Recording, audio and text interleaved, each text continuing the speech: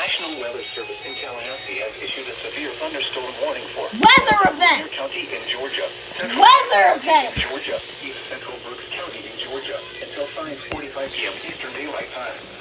And 4:39 p.m. Weather event. A severe thunderstorm was located over I-75 and exit 16, or near Valdosta, moving east at 30 miles per hour. Hazard 60 miles per hour with gusts and any sign hail.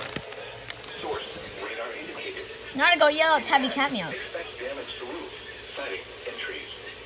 Locations of access include Because for some reason he can't see my comments. Bays, Remerton, Dasher, Naylor, Greenwood, I-75 and exit 22, I-75 and exit 11, Valdosta Regional Airport, Stockton and Kingaloo. For your protection, move to an interior room on the lowest floor of a building.